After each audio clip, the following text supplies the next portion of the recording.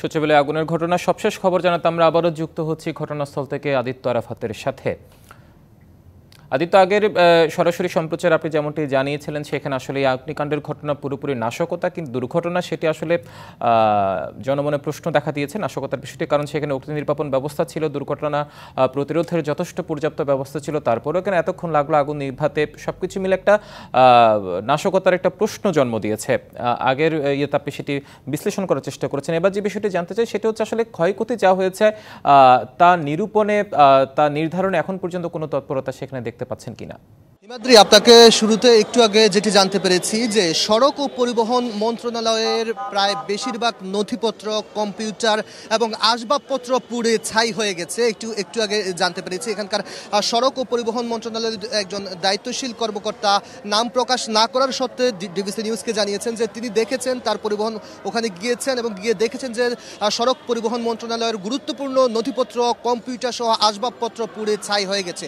6 তলায় আগুন লেগেছে, 6 তলা থেকে আগুন ছড়িয়ে যায় 7 তলা এবং 8 তলা, এবং তিনি ধারণা করছেন 7ম এবং 8ম তলায়ও গুরুত্বপূর্ণ যেসব মন্ত্রণালয় রয়েছে, যেমন ডাক ও টেলিযোগাযোগ মন্ত্রণালয়ও ব্যাপক ক্ষতিগ্রস্ত হয়েছে এবং সেখানে যেসব গুরুত্বপূর্ণ নথিপত্র রয়েছে, কাগজ রয়েছে, আসবাবপত্র, কম্পিউটার রয়েছে, সেগুলো পুড়ে ছাই হয়ে গেছে। আরও বিস্তারিত তথ্যের জন্য আমার সহকর্মী শাহিমুনের সঙ্গে কথা বলার চেষ্টা করছি। আপনি দীর্ঘদিন ধরে সচিবালয় ভিত্তিক কর্মরত আছেন, সবশেষ কি পরিস্থিতি আপনি জানতে পেরেছেন? আমি একটু আগে জানতে পেরেছি যে 6ষ্ঠ এবং 7ম, 8ম তলায় গুরুত্বপূর্ণ 3টি মন্ত্রণালয় রয়েছে এবং এই 3টি মন্ত্রণালয়ের বেশিরভাগ নথিপত্র পুড়ে গেছে, যদিও দায়িত্বশীল কেউ এখনো পর্যন্ত কথা বলেননি। সবশেষ যদি আপনার কাছে কোনো তথ্য থাকে একটু জানান।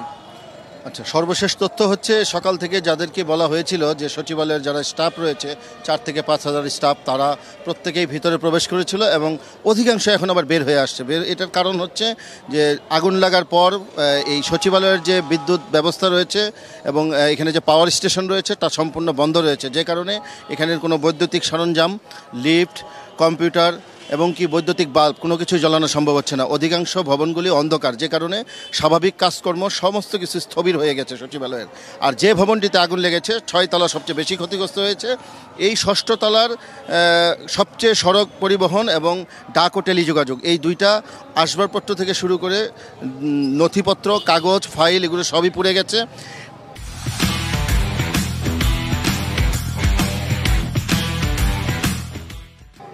এখানে যে তদন্তকারী দল যারা কাজ করছে তাদের সাথে আমি কথা বলেছিলাম, তারা একটি টেকনিক্যাল বিষয় বলেছে আমাকে, সেটি হচ্ছে যে প্রত্যেকটি ফ্লোরে কিন্তু অগ্নি নির্বাপক ব্যবস্থা রয়েছে সচিবালয়ে।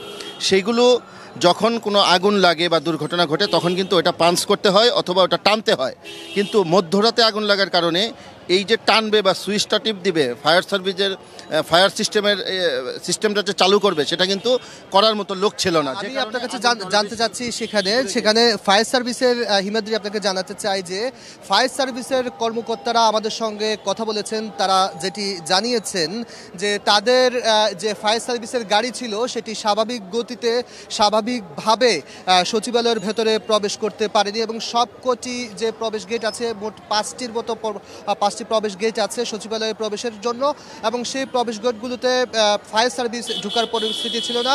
একটি কি 2টি গেটে ফায়ার সার্ভিসের গাড়ি প্রবেশের ব্যবস্থা ছিল। আমি একটি তথ্য আপনার কাছে জানতে চাচ্ছি যে সচিবালয়ে প্রবেশের ক্ষেত্রে ফায়ার সার্ভিসের যে ক্রেন রয়েছে সেই ক্রেনটিও ঢুকতে পারেনি, এ বিষয়ে আপনার কাছে কোনো তথ্য রয়েছে কিনা? এটা কারণ হচ্ছে সচিবালয় দিয়ে যে সমস্ত গাড়ি প্রবেশ করে সেগুলো কিন্তু প্রাইভেট কার এবং জিপ, সেটার যে উচ্চতা, আর বড় বড় ট্রাক, লরি বা ফায়ার ফাইটারের যে বড় বড় পানির গাড়িগুলি, বিশেষ করে ক্রেনগুলো 8 তলা 10 তলা পর্যন্ত যে ক্রেনগুলো উঠতে পারে সেই ক্রেনগুলো কিন্তু অনেক উঁচু এবং বড়। এগুলো যখন সচিবালয়ে আগুন লাগার সময় ঢুকলো, ফায়ার সার্ভিসের গাড়িগুলি ঢোকার চেষ্টা করলো, ওই ক্রেনগুলি এবং ওই বড় বড় গাড়ির পানির গাড়িগুলি কিন্তু প্রবেশ করতে পারেনি। তখন আধা ঘন্টা সময় লেগেছে, কিন্তু এই গেটটা যে আছে এই গেট ভাঙতে হয়েছে।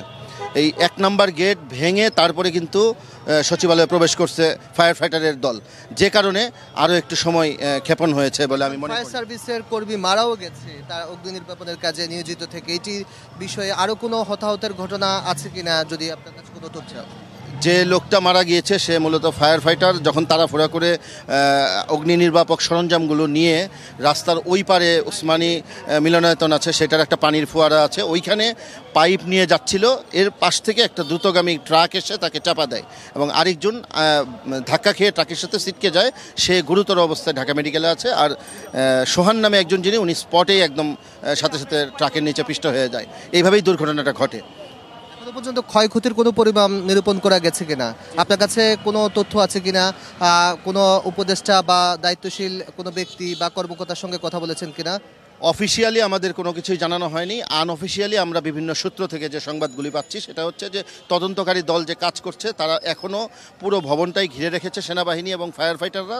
তারা ভিতরে টেকনিক্যাল পার্সন যারা, তারা বিভিন্ন আলামত সংগ্রহ করছে এবং সিসি ক্যামেরা থেকে শুরু করে যত ধরনের নিরাপত্তা সরঞ্জাম আছে এগুলো চেক করে দেখছে যে আসলে কিভাবে এই আগুনটা সূত্রপাত হয়েছিল। মূলত এখনও কাজ চলছে। তদন্ত কমিটির গঠনের কথা স্বরাষ্ট্র উপদেষ্টা বলেছেন, যদিও এখনো পর্যন্ত আমরা জানতে পেরেছি যে সচিবালয়ে যে সিসি ক্যামেরাগুলো রয়েছে সেই সিসি ক্যামেরাগুলো শুধু ষষ্ঠ, সপ্তম এবং অষ্টম তলায় দেখা হচ্ছে না। প্রথম তলা থেকে রাতের 10টা বা 11টার পর থেকে কে উঠেছে, কোনো দুষ্কৃতকারী উঠেছে কিনা সে বিষয়টিও দেখা হচ্ছে এবং এই ঘটনার পেছনে কোনো নাশকতা রয়েছে কিনা সে বিষয়েও তদন্ত করা হচ্ছে। যে তদন্ত টিম রয়েছে সেই তদন্ত টিম এই ঘটনাটি কি শর্ট সার্কিট থেকে হয়েছে নাকি এটি নাশকতার আগুনে পুড়েছে সচিবালয়ের ষষ্ঠ, সপ্তম এবং অষ্টম তলা, সেই বিষয়টি এখন খতিয়ে দেখা হচ্ছে। তো সচিবালয়ের সামনে থেকে এই ছিল আমার কাছে সবশেষ তথ্য। হিমাদ্রি, আদিত্য, ধন্যবাদ আপনাকে। পরবর্তীতে আপনার সাথে আমরা আবারও যুক্ত হওয়ার চেষ্টা করব।